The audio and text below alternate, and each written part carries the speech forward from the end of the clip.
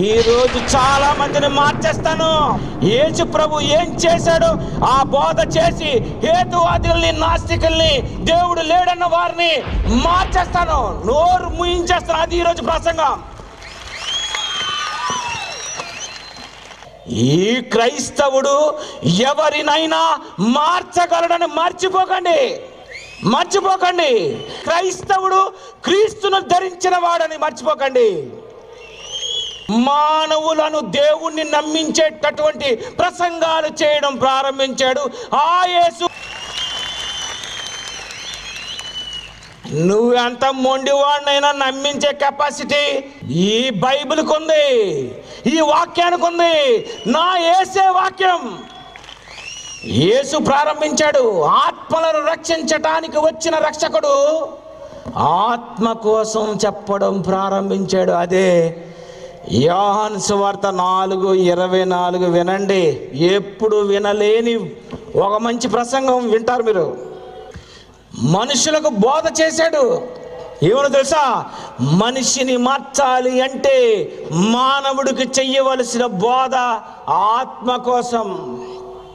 వీడి ఆత్మ రక్షింపబడాలంటే చెప్పాలి వీడికి ఆత్మ గురించే, అంతేనండి అంటున్నాడు ఆయన.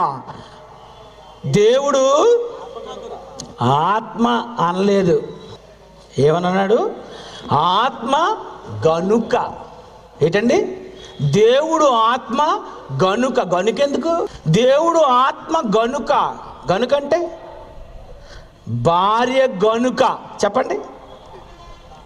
భార్య గనుక. భార్య అంటేనండి ఉదయాన్నే మరి టిఫిన్ చేస్తుందండి, మధ్యాహ్నం భోజనం పెడుతుందండి, బట్టలు ఉతుకుతుందండి, అన్ని బాగోగులు చూసుకుంటుందండి, పిల్లలు స్కూల్ పంపిస్తారంటే భార్య గనుక. చెప్పేశావు. భర్త గనుక. చెప్పు. భర్త అంటేనండి డ్యూటీకి వెళ్తాడండి, డబ్బులు సంపాదిస్తాడండి, మరి భార్యకి అన్నీ కొంటాడండి, పిల్లలకి అన్నీ కొంటాడండి, టీవీ కొంటాడండి, బండి కొంటాడండి, ఇల్లు కొంటాడండి, అన్నీ చేస్తాడండి. భర్త గనుక. ఎంత ప్రసంగం! భార్య గనుకంటే ఒక అరగంట లిస్టు, భర్త గనుకంటే ఒక అరగంట లిస్టు. కరెంటు గనుక. చెప్పండి. కరెంటేనండి మరి ముట్టుకుంటే షాక్ కొడుతుందండి, లోనకేమో వైర్లు వెళ్తాయండి, ఆ వైర్లో 2 వైర్లు ఉంటాయండి, ప్లస్ మైనస్ ఉంటుందండి, అందులో బల్బు వెలుగుతుందండి, ఫ్యాన్ తిరుగుతుందండి, కంప్యూటర్ పని చేసేస్తుందండి, కెమెరా పని చేస్తుంటుంది, ఫ్యాన్ తిప్పేస్తుంటుందండి, చిన్న బల్బు, పెద్ద ల్యాంపు, 500 వాట్స్. అబ్బబ్బబ్బబ్బబ్బ, గంటల ప్రసంగం. ఆత్మ గనుక. చెప్పండి. నోరు రాదు, అందుకే చెప్తాను ఇప్పుడు. ఆత్మ గనుక. దేవుడు ఆత్మ గనుక అంటే ఆత్మ ఏం చేస్తుంది? చెట్టు గనుక నీడిస్తుంది, కార్బన్ డైఆక్సైడ్ తీసుకుంటుంది, ఆక్సిజన్ ఇస్తుంది. చెట్టు గనుక. బస్సు గనుక. బస్సు 50 మందిని తీసుకొని వెళ్తుంది, దానికి 6 చక్రాలు ఉంటాయి, ముందు డ్రైవర్ ఉంటాడు, లెఫ్ట్ సైడ్ క్లీనర్ ఉంటాడు, 2 డోర్లు ఉంటాయి. బస్సు గనుక. ఎంత బాగా చెప్తున్నావు. కారు గనుక. చూడండి అక్కడ కార్లు 2 సీట్లు ఉంటాయండి, వెనకాల 3 కూర్చోవచ్చండి, ముందు డ్రైవర్ కూర్చుంటాడండి, ప్రక్కనేమో వరుడు కూర్చోవచ్చండి. కారు కనుక చెప్పావు, బండి కనుక చెప్పావు, ఇల్లు కనుక చెప్పావు, కరెంటు కనుక చెప్పావు, భార్య కనుక చెప్పేసాం. అది దేవుడు ఆత్మ గనుక. ఏం చేయడా? భార్య గనుక ఏం చేస్తాదో చెప్పినప్పుడు దేవుడు ఆత్మ గనుక ఏం చేస్తాడు?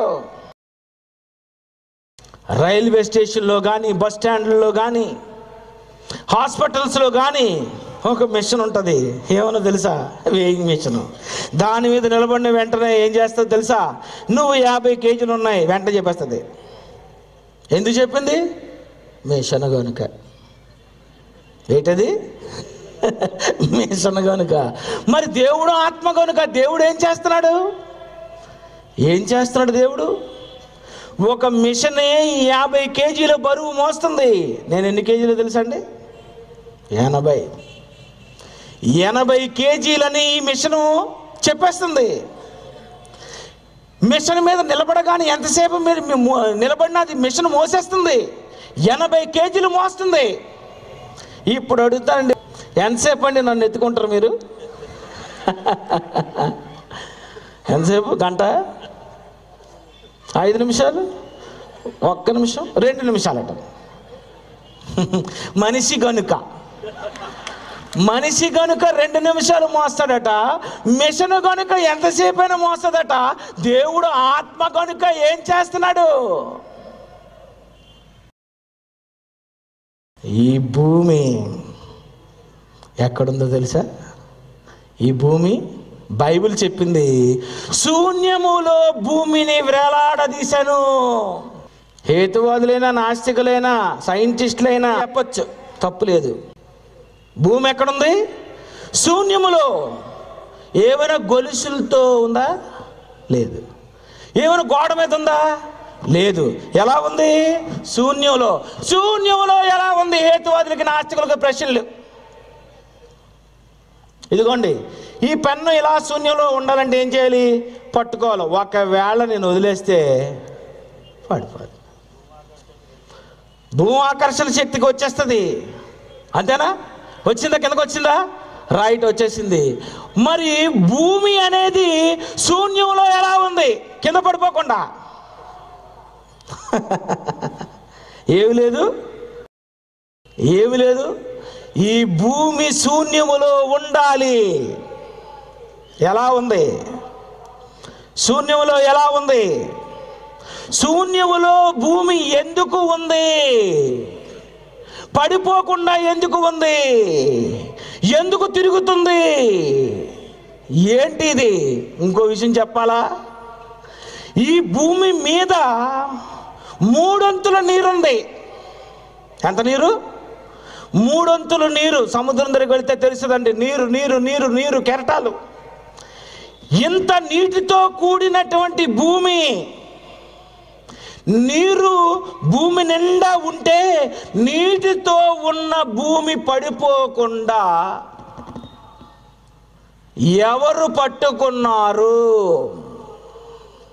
నువ్వు ఒకవేళ ఆకర్షణ శక్తి ఉంది, గ్రావిటీ, ఏదో నీ ఇష్టం వచ్చిన లాంగ్వేజ్ నువ్వు ఉపయోగిస్తే నీకు నేను ఒక సవాలు విసురుతున్నాను. ఒక బంతి మీద నువ్వు నీరు నిలబడితే దేవుడు లేడని నేను ఒప్పేసుకుంటాను. 3 అంతుల నీరు. నువ్వు కాదు కదా, తరతరాలలో ఎవడు, ఏ సైంటిస్టు, ప్రపంచంలో ఏ మేధావి బంతి మీద నీరు నిలబెట్టే కెపాసిటీ ఎవరికి లేదు. మరి అలా ఉంది ఇది భూమి మీద నీరు. ఏంటి, చుక్క ఏమైనా పడిపోతుందా? నీరేమైనా కారిపోతుందా? శూన్యములో ఉన్నటువంటి భూమి దేవుడు ఏమనుకున్నాడో తెలుసా?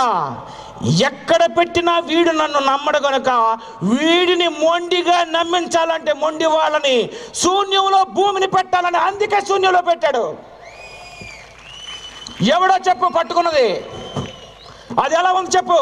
భూమే కాదండి, భూమి కంటే 13 లక్షల రెట్లు పెద్దది సూర్యుడు. అది ఎలా ఉంది? అల్లో నక్షత్రం, చంద్రుడు చూడు, దానికి గొలుసులు లేవు. ఎలా ఉంది? భూమిని పట్టుకోవాలి, సూర్యుని పట్టుకోవాలి, చంద్రుని పట్టుకోవాలి, నక్షత్రాలు పట్టుకోవాలి. ఇవన్నీ పడిపోకుండా, భూమి మీద ఉన్న నీ మీద పడిపోకుండా, నువ్వు చచ్చిపోకుండా పట్టుకోవాలంటే ఎవరుండాలి? దేవుడు ఉండాలి. ఎందుకు దేవుడు ఉండాలి? ఎందుకు ఇదంతా పట్టుకోవాలి? ఆత్మ గనుక. ఏంటండి? ఆత్మ గనుకండి. ఆత్మ గనుక దేవుడు ఉన్నాడు, పట్టుకునే దేవుడు ఉన్నాడు, భూమిని నడిపించే దేవుడు ఉన్నాడు, నీరు కారిపోకుండా ఉన్న దేవుడు ఉన్నాడు అని, దేవుడు ఆత్మ గనుక అని మానవులను దేవుణ్ణి నమ్మించేటటువంటి ప్రసంగాలు చేయడం ప్రారంభించాడు ఆ యేసు.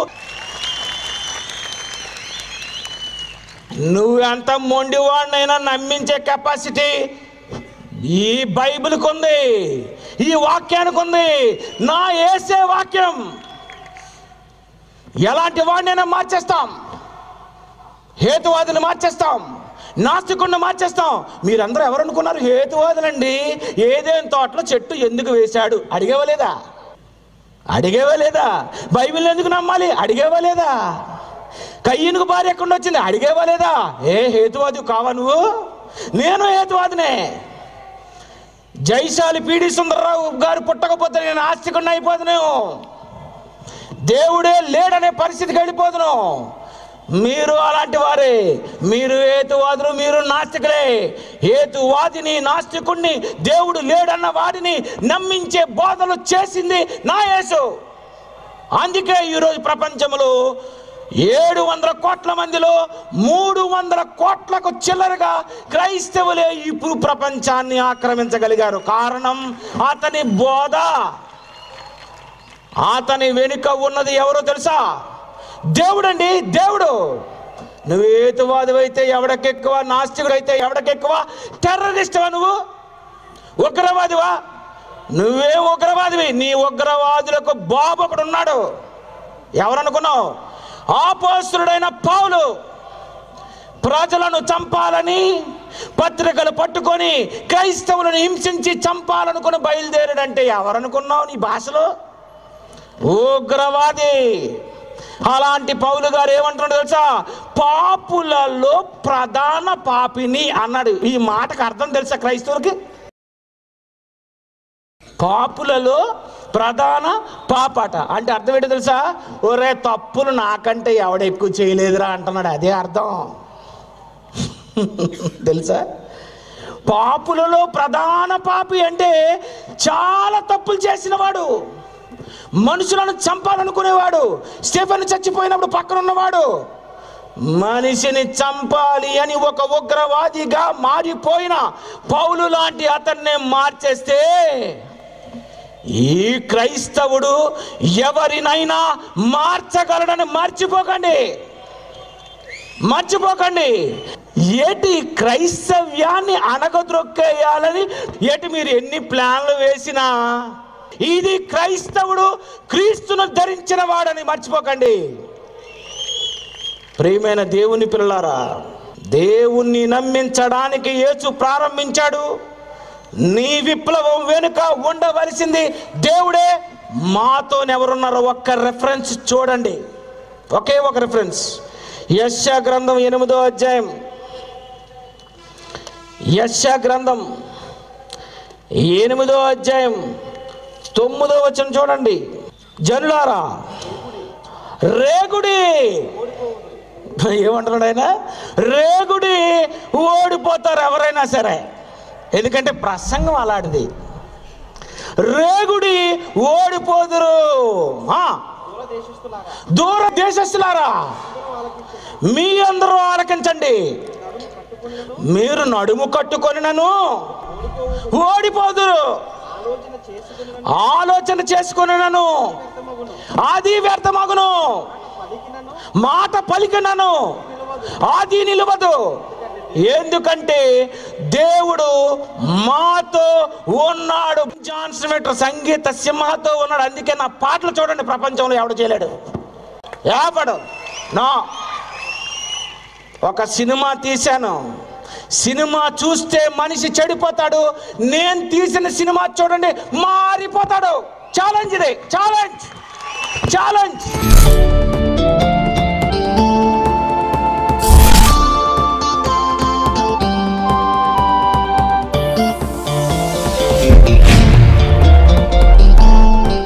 యూనివర్సల్ స్క్రీన్ పై దేవుని కుమారుల మట్టి పాత్ర.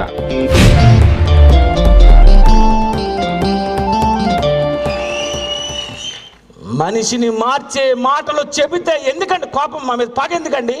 ప్రియమైన దేవుని పిల్లరా, అన్యాయం జరుగుతుంది. నువ్వు చచ్చిపోయిన తర్వాత నీ ఆత్మకి రక్షించడానికి రక్షకుడుద్దా? అందుకే పుట్టాడు 2000 సంవత్సరాల క్రితం రక్షకుడే, శక పురుషుడు. క్రైస్తవులే రక్షకులు. ఇదే క్రీస్తు విప్లవ ప్రభంజనం.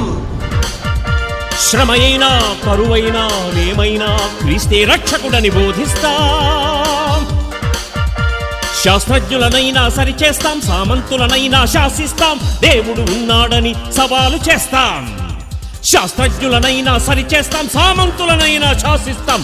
దేవుడు ఉన్నాడని సవాలు చేస్తాం. ఇది ప్రారంభ క్రైస్తవ ప్రభంజనం. ఇది మొదటి శతాబ్దపు విప్లవం.